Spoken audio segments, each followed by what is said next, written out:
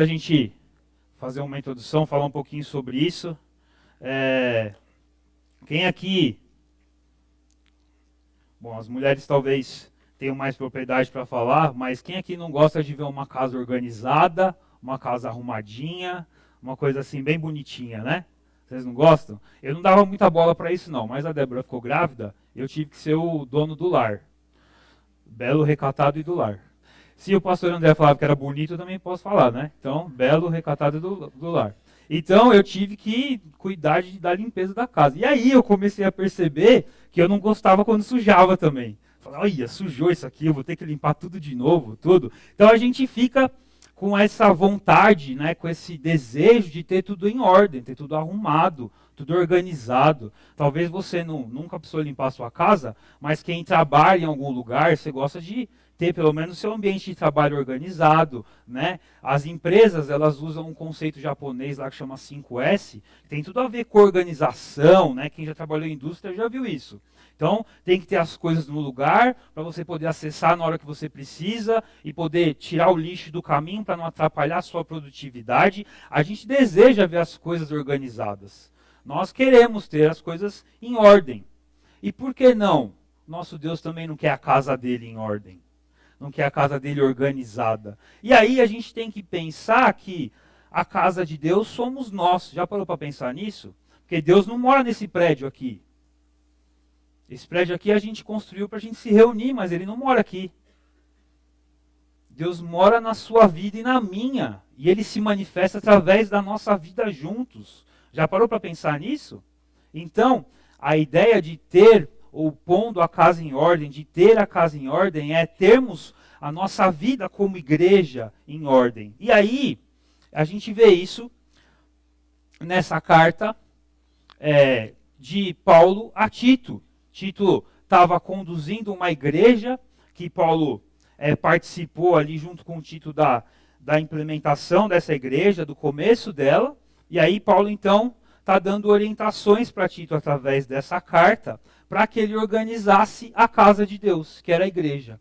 E Tito ele era um cooperador de Paulo. Paulo vai falar aqui no final do livro que ele, preciso de você aqui. Depois em Timóteo, 2 Timóteo, que é uma carta mais tardia, bem depois do que foi escrito Tito, Paulo fala que Tito está em uma região que foi a nossa antiga Iugoslávia ali, ele estava pregando em vários lugares. Tito, ele foi um pregador também, foi um cooperador de Paulo.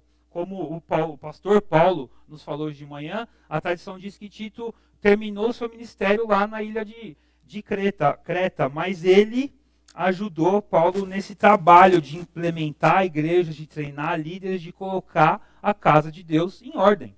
Então, abre aí em Tito de 1 a 4, a gente vai ler.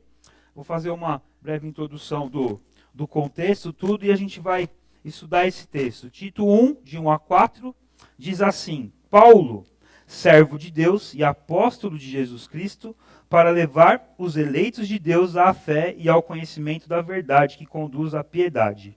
Fé e conhecimento que se fundamentam na esperança da vida eterna, a qual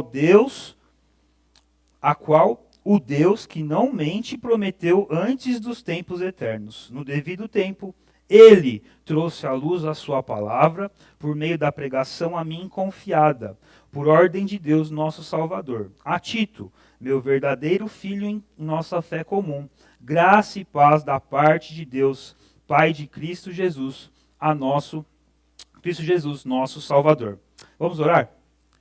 Obrigado, Deus, obrigado por tudo que o Senhor já tem falado conosco e tudo que o Senhor já falou conosco no dia de hoje, através do que cantamos, através já do que ouvimos de manhã, na escola bíblica, na pregação, nas músicas que foram tão bem escolhidas e dizem as tuas verdades, Deus. Obrigado, Deus. É um privilégio estar na tua casa.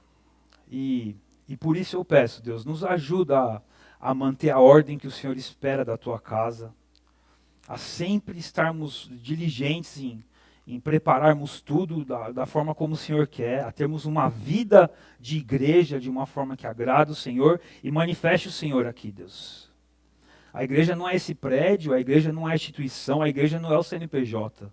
A igreja é esse corpo vivo, essa casa do Senhor onde o Senhor habita. Deus nos ajuda a entender, através da sua palavra, como vivermos isso e engrandecermos o Senhor com as nossas vidas. No nome de Jesus, eu oro e agradeço.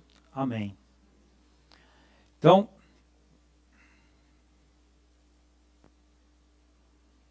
não está funcionando o controle aqui, ó.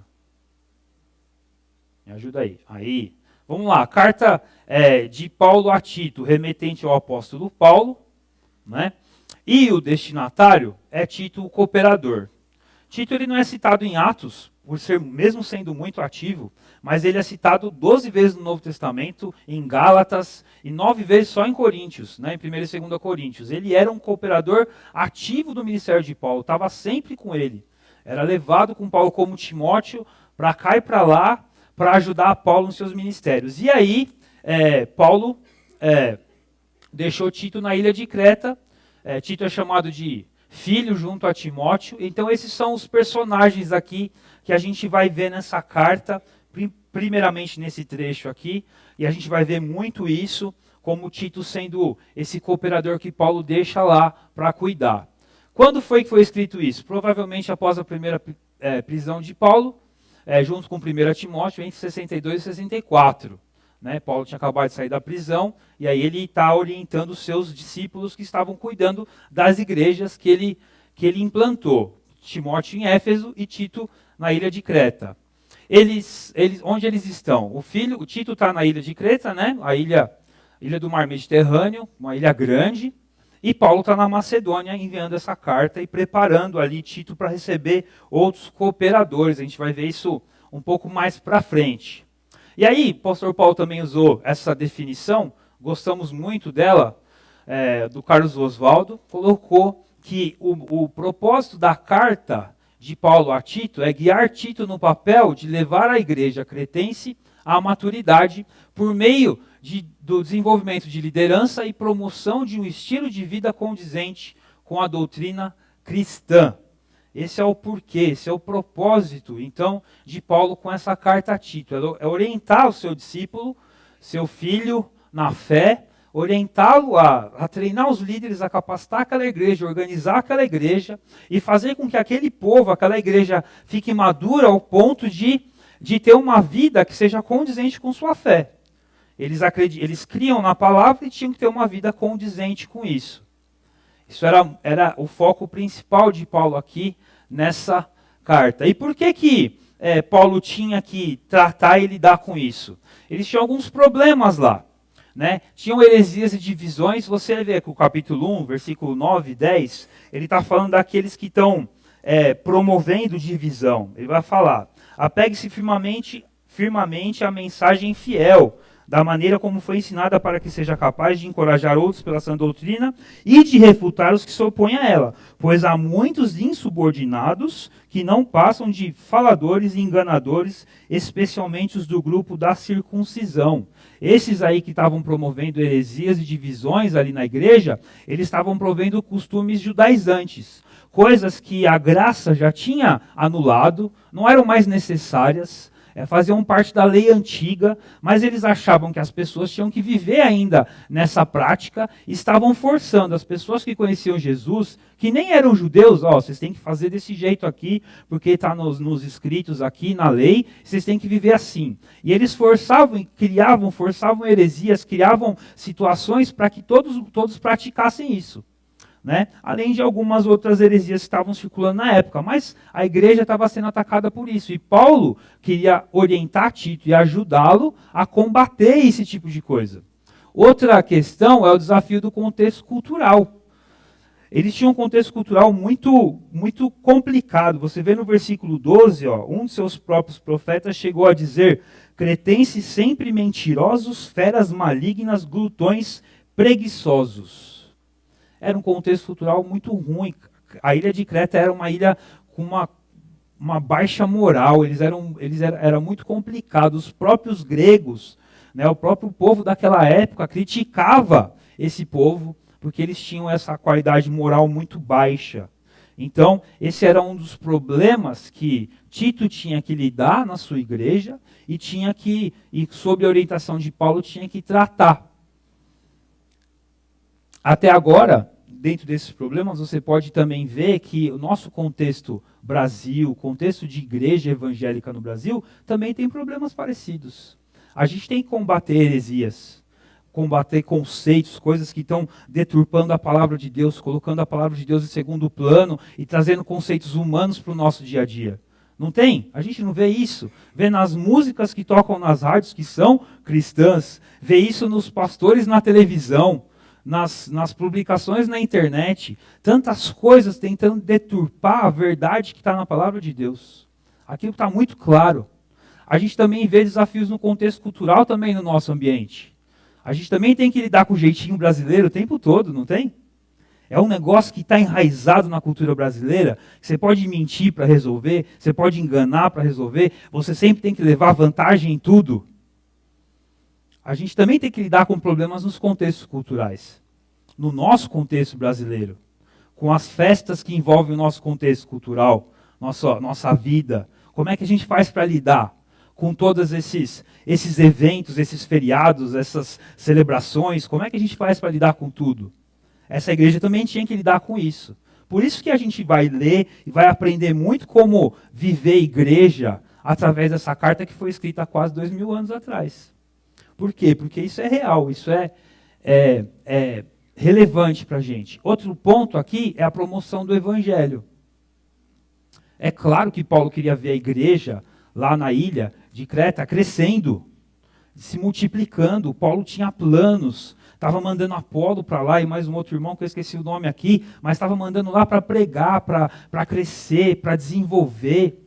Como o pastor Paulo nos ensinou hoje de manhã, provavelmente Tito foi o bispo da ilha, então a igreja cresceu lá mesmo. Tinham várias outras igrejas que precisavam ser orientadas dentro daquela ilha.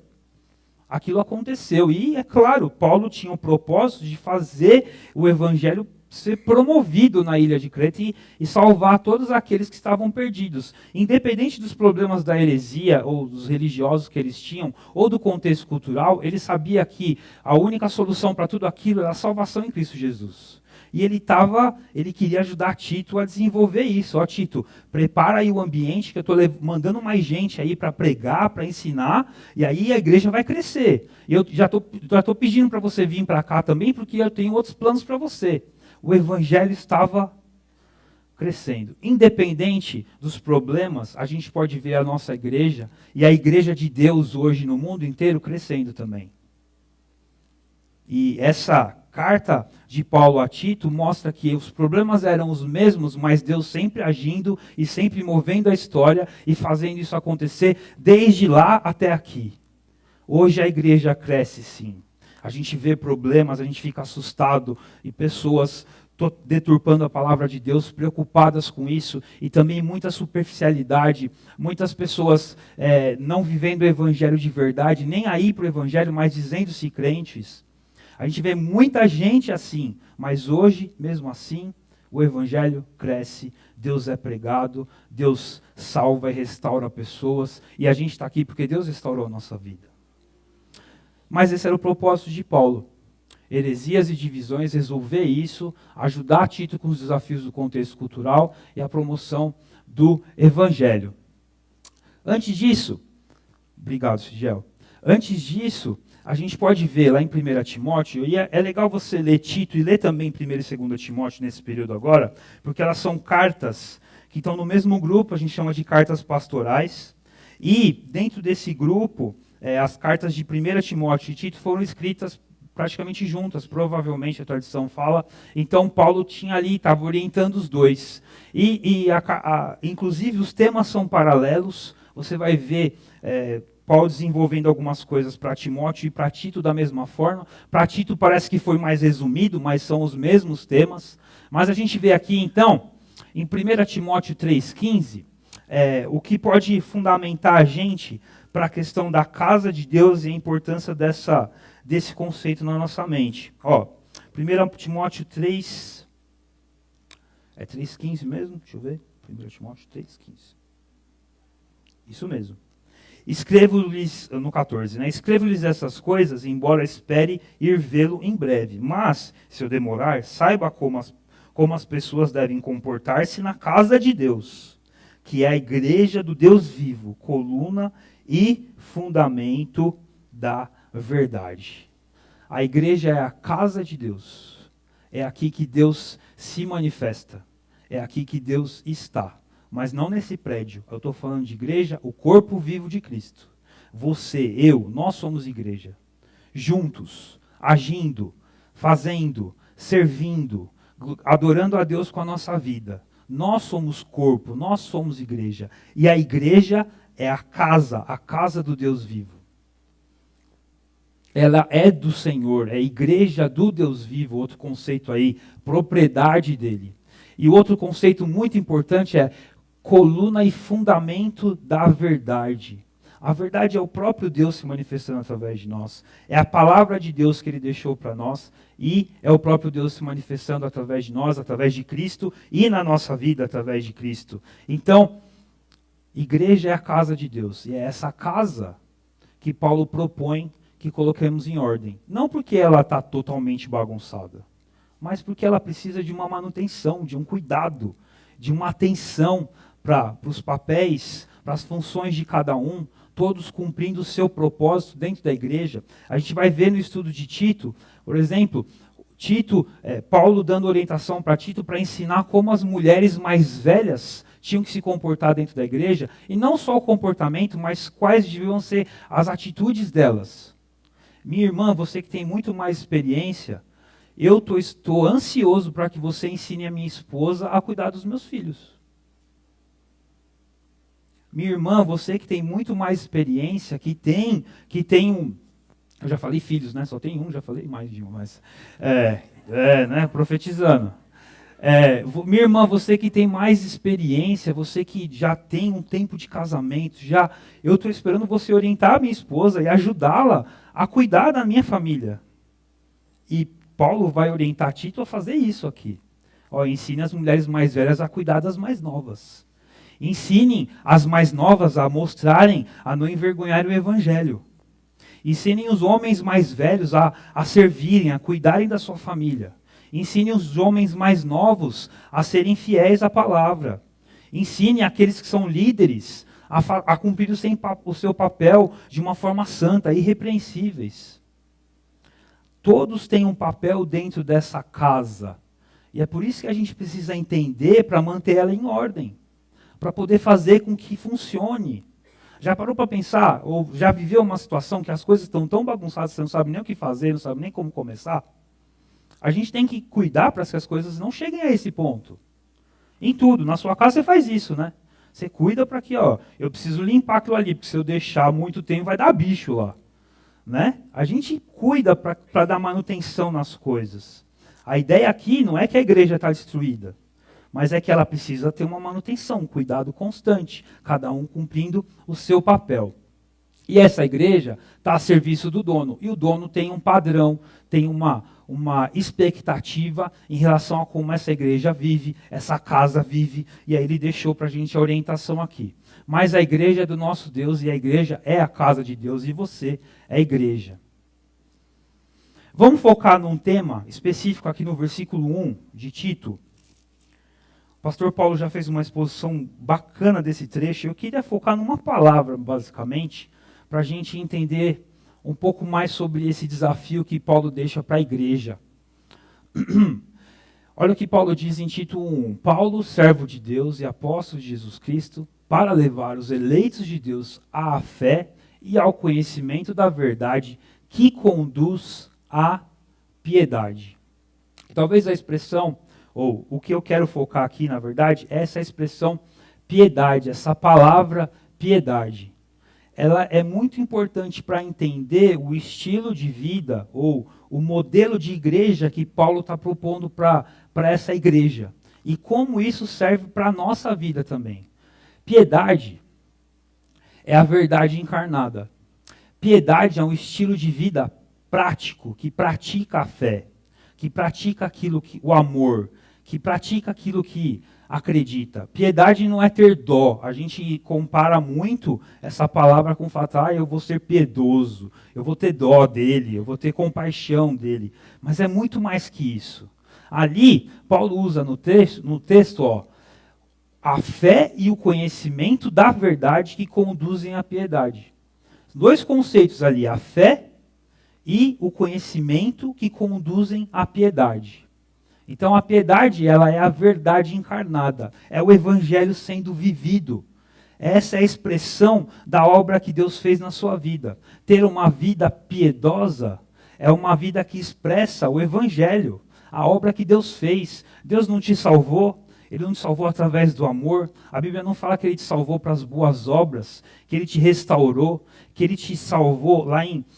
a gente vê em 1 Pedro falando que nós somos propriedade exclusiva de Deus, povo santo, nação de Deus. Para quê? Para mostrar as virtudes dEle, para mostrar a verdade através da nossa vida, a verdade sendo vivida realmente, a verdade em carne. Deus se manifestando através da sua vida, Deus te chamou para isso. E esse é o desafio que Paulo deixa para Tito passar para a igreja. Você tem que chamar, a gente vai ler e desenvolver Tito nas próximas pregações, e você vai ver Paulo chamando eles para viver a verdade. Paulo em Tito não desenvolve grandes temas teológicos, ele desenvolve uma vida prática, que serve a Deus, que busca a Deus, uma vida que mostra a verdade sendo vivida pela igreja. Mostra o evangelho prático, o evangelho real, acontecendo no corpo de Cristo. E esse é o propósito de Deus para a nossa igreja aqui no Horto do IP, que nós sejamos a verdade encarnada. Deus sendo visto, Deus sendo manifestado nesse bairro, Deus sendo manifestado onde você trabalha, Deus sendo manifestado onde você mora. A vontade de Deus é que Deus seja visto através da sua vida, que o evangelho seja palpável, verdade em carne, encarnada, verdade sendo vista. E essa é a proposta de Paulo para essa igreja e que serve para a gente também. O Zuck fala assim, a igreja não só deve proteger o conteúdo doutrinal da fé, e às vezes a gente faz isso com uma vontade ferrenha, né? Vamos proteger a palavra, mas também, como também, né?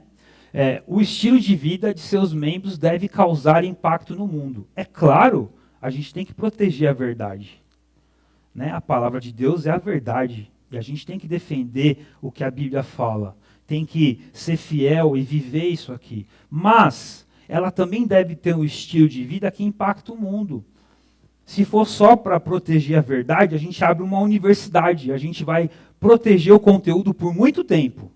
A gente faz bibliotecas, registra tudo isso, faz arquivos no computador, faz backup, e isso vai ficar protegido milênios.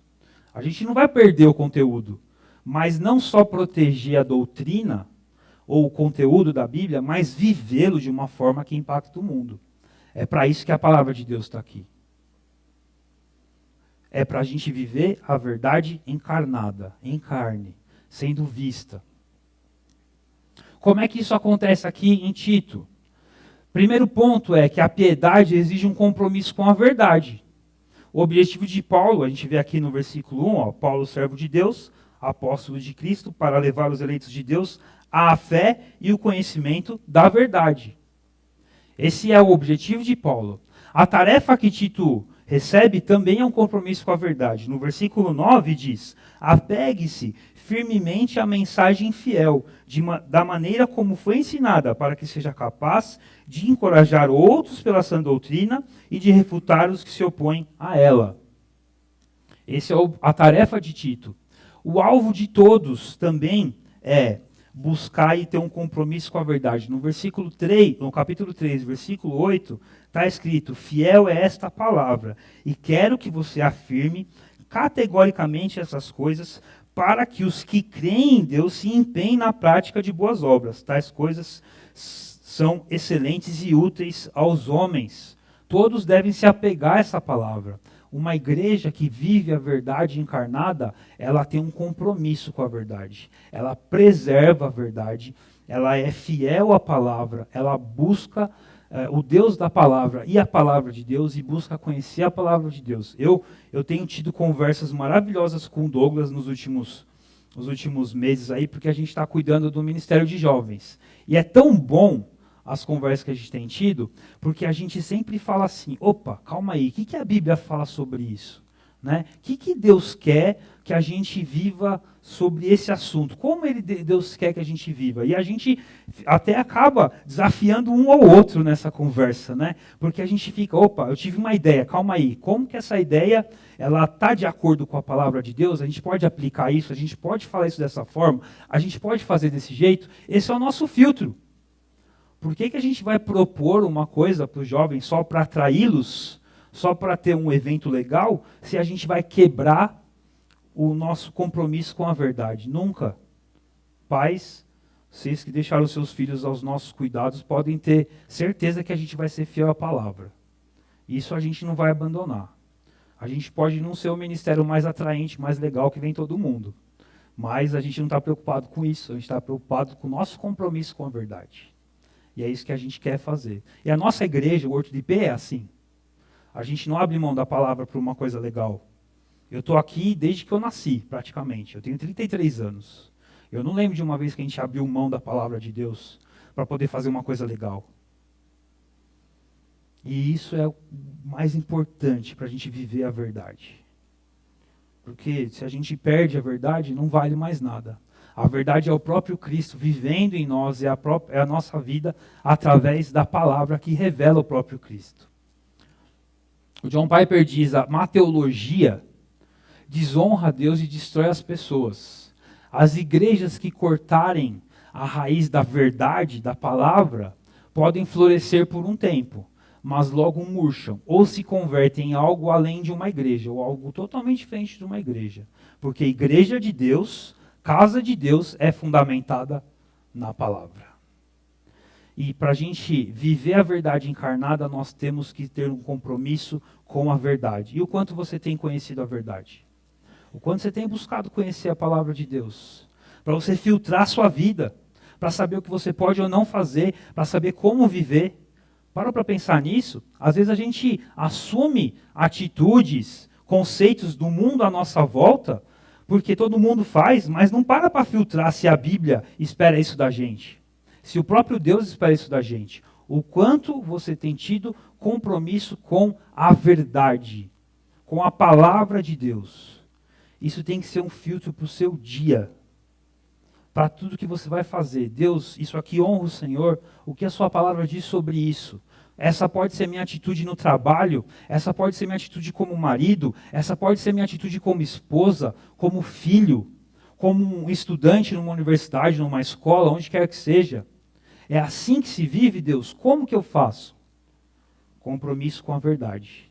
Nunca abandone o compromisso com a verdade. Nós temos que ser uma igreja que está comprometida constantemente com a verdade. E aí a gente pode viver a verdade encarnada. Outro ponto que Tito vai deixar muito claro, Paulo vai deixar muito claro para Tito, para que a igreja lá vivesse, é um compromisso com caráter. É legal você ver na carta para Tito, ou nas cartas para Timóteo, você vê Paulo falando sobre algumas funções da igreja, os presbíteros, os líderes. E aí, só que a gente fica pensando, Paulo está falando de cargo, né? Está falando de diácono, pastor. Isso a gente coloca na categoria de cargos. Mas não, porque junto com os diáconos, com os presbíteros, ele fala das esposas deles. Ele fala das mulheres mais velhas, das mulheres mais novas, dos homens mais velhos, dos homens mais novos. Ele fala de escravos, de servos. Ele está usando funções, coisas que são características das pessoas. Ela tem essa função mesmo, ela é uma mulher mais velha. Mas ele não está falando do cargo. Então, ele está esperando uma atitude de caráter. Uma mudança de caráter, uma transformação de caráter, uma atitude certa desse povo, dessas pessoas que ele categoriza. Ele não está esperando aqui coisas práticas. Ele não fala assim, pastores, vocês têm que pregar meia hora, 40 minutos. Ele não está falando isso. Ele não está falando, vocês têm que fazer assim, o discipulado com o livro tal. Ele não dá esse tipo de orientação para a igreja. Toda a orientação que Paulo dá aqui envolve caráter. Envolve você viver o evangelho de uma forma plena, de você viver a verdade. Ele vai fundamentar todo o argumento em situações em que as pessoas têm que viver de acordo com aquilo que elas creem. Olha como é que Paulo exorta em relação a isso, no 1,16.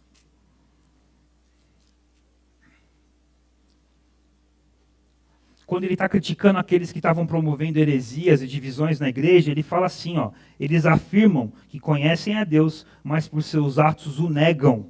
São detestáveis, desobedientes e desqualificados para qualquer boa obra. Essa é a exortação de Paulo para aquela igreja.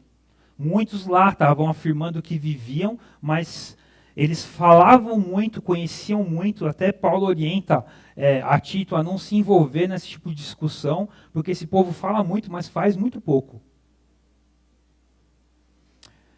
E aí Paulo exorta a Tito para ele dar o exemplo. Ó, no capítulo 2, versículo 15, ele diz, é isso que você deve ensinar exortando-se. Ele passou aqui uma instrução geral no capítulo 2. E ele fala no versículo 15, é isso que você deve ensinar exortando-os e repreendendo-os com toda a autoridade, ninguém o despreze. A autoridade você recebe por exemplo. E isso é uma coisa muito clara que Paulo mostra no contexto todo. Ele espera que os líderes dessem bons exemplos para serem líderes. Então ele fala assim, Tito, você tem que dar bom exemplo e exercer isso com autoridade. O exemplo de Tito é importante, mas o compromisso com o caráter é de responsabilidade de todos. A gente parar esse negócio de ser certinho é coisa de pastor, de diácono, de professor de EBD, de líder de pequeno grupo. Esses aí tem que dar exemplo. Mas olha o que está no versículo 8 do capítulo 3. Fiel é esta palavra e quero que você afirme categoricamente essas coisas, para que os que creem em Deus se empenhem na prática de boas obras. Uma vida que mostra o Evangelho. Uma vida comprometida com a verdade e com o caráter. Uma vida que mostra Deus, que é a verdade encarnada, a verdade encarne, o Evangelho palpável, o Evangelho que se pode pegar. Caráter é igual testemunho. É claro que você você faz aquilo que já está aqui dentro. O seu caráter é o que molda o seu testemunho. Pense muito nisso. Às vezes a gente fala assim, não, eu sou uma pessoa boa, boa índole, bom caráter, tudo. Mas as atitudes estão fazendo outras coisas? Você está mentindo, está fazendo... Calma aí, como é que você é de bom caráter, boa índole, uma pessoa boa, que faz coisas boas, se as atitudes são totalmente diferentes disso? Como é que você fala assim, não, eu sou uma pessoa fenomenal, eu sou, como é que o pastor André falava? Exponencial. Ele fala ainda, né, não morreu? Então, como é que ele fala? Eu sou uma pessoa exponencial, mas você vive de forma diferente disso? Não, você é aquilo que você vive. Não vem falar para mim que você é diferente das suas atitudes, porque você não é.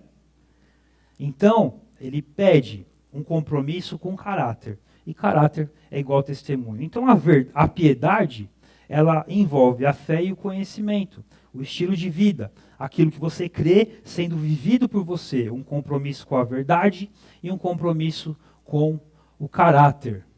O Zucchi fala, podemos afirmar que caráter intensifica efeitos potenciais para a mensagem do Evangelho a ser ouvido por quem não conhece Jesus. É claro que a salvação de ninguém depende de você.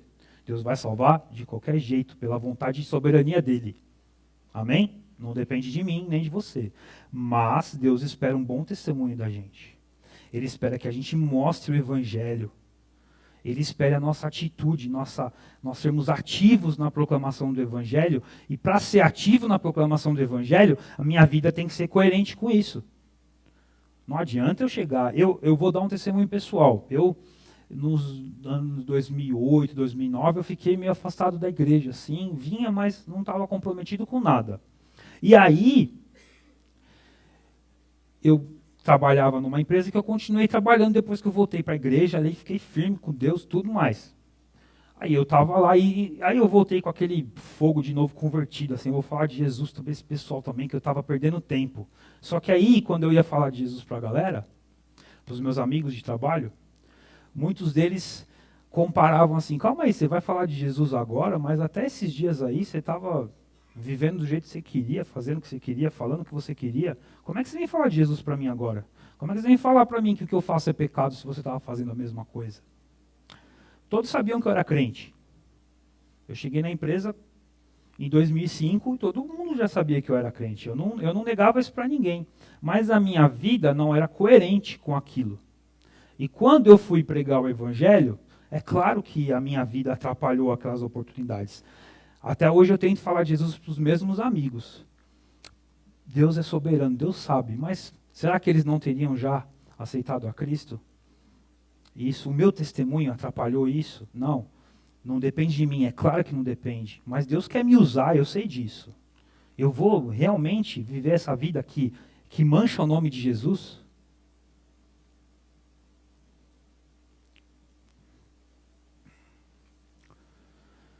Para resumir, para voltar aqui aos primeiros conceitos, Paulo, servo de Deus e apóstolo de Jesus Cristo, para levar os eleitos de Deus à fé e ao conhecimento da verdade, que conduz à piedade. Piedade é a verdade encarnada, e é um compromisso com a verdade e um compromisso com o caráter. É isso que Deus espera da gente. O dono da casa espera isso daqueles que moram na casa. Ele tem um padrão de vida e a gente está a serviço do dono. Ele espera que nós tenhamos um compromisso com a verdade e um compromisso com o caráter puro e santo. A igreja é a casa de Deus, de sua família. Na igreja, a casa em ordem é observada na vida do crente. Ninguém vai pedir para ver o livro de ata da igreja para ver se a nossa igreja é organizada.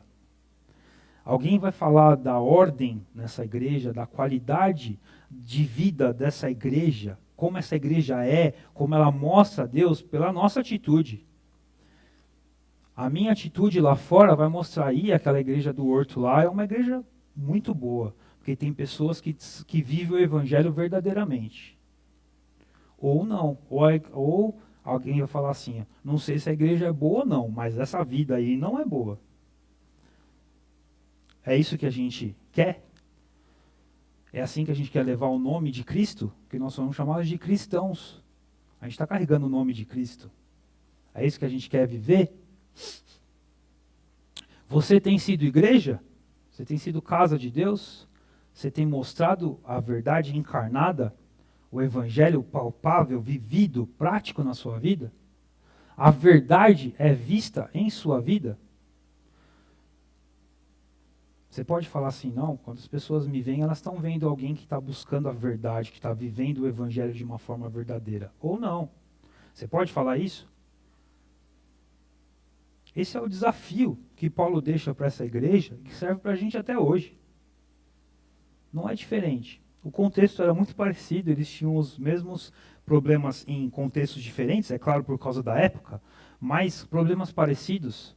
E a ordem é a mesma, viver uma vida de acordo com a verdade, uma vida de piedade, uma vida que é a verdade encarnada. Ser crente é igual a ser o evangelho vivo, o evangelho encarnado, a verdade encarnada. Isso é ser igreja.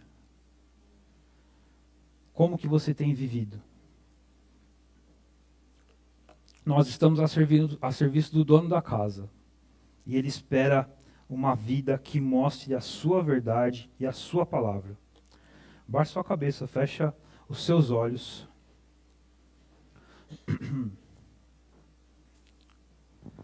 Grandioso Deus, obrigado por essa porção da sua palavra que a gente vai estudar aqui, a gente viu hoje já de manhã e agora à noite, a gente vai ver agora nos próximos domingos. Deus, obrigado, Deus, porque esse desafio é tão atual, de ser igreja do Senhor, de ser a sua casa em ordem. Deus, obrigado porque o Senhor deixou as instruções aqui e orientou a Paulo, que orientou a Tito, e isso ficou registrado para a nossa orientação. Deus, glórias ao Senhor por isso. Mas, Pai, não deixe a gente ser negligente, Deus.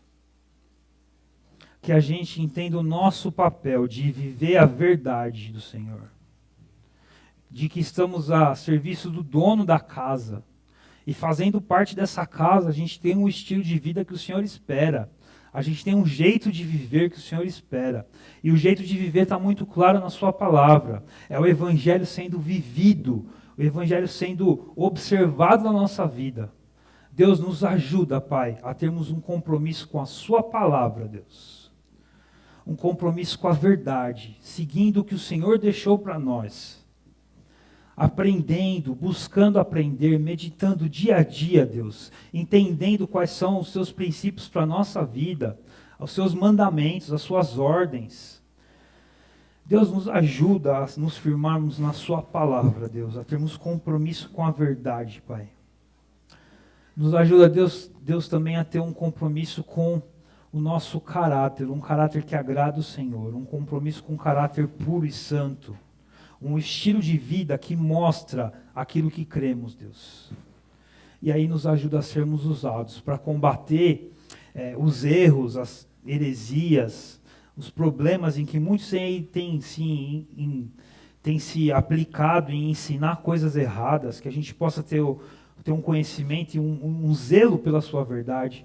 Nos ajuda, Deus, a combater aquelas influências que o nosso contexto cultural, o nosso contexto, nosso país, tudo isso, esses princípios que são errados, que a gente às vezes aceita porque todo mundo faz, Deus, nos ajuda num compromisso com a verdade e num compromisso com um caráter puro e santo, que a gente não aceite isso que o mundo oferece, Deus, mas viva para a sua honra e para a sua glória, Deus, para promover o Evangelho, para mostrar como é bom viver a vida que o Senhor nos proporciona. Deus, nos ajuda a ser a verdade encarnada, a verdade em carne, Deus. Que a gente viva essa vida piedosa, essa vida baseada na fé e no conhecimento prático do Senhor, Deus. Que a gente não fique só recebendo conteúdo aqui, que é maravilhoso, mas que isso traga transformação para a nossa vida, Deus. Traga uma vida que mostra que a sua casa, a sua igreja é uma casa em ordem. É um lugar que é organizado pelo Senhor, é guiado pelo Senhor, é estabelecido pelo Senhor, é instituído pelo Senhor, é um povo que é propriedade do Senhor, Deus, que existe para mostrar as suas virtudes, o seu amor, a sua palavra, o Evangelho, Deus. Nos ajuda a viver assim, Pai. Deus, que cada vez, como a gente já cantou, cada vez que eu tocar em alguém, eu seja a verdade encarnada. Cada vez que eu falar com alguém, eu seja a verdade encarnada. Cada vez que eu falar do Senhor, cada vez que eu cantar, eu seja o Evangelho vivido de uma forma clara, palpável, viva, em carne, Deus. Porque esse é o seu propósito através de nós, é se manifestar através de nós. Deus, opera o seu poder através de nós, Deus. Que a nossa vida como igreja, como casa de Deus, honre o Senhor e mostre a sua verdade. Em nome do Senhor Jesus, eu oro e agradeço. Amém.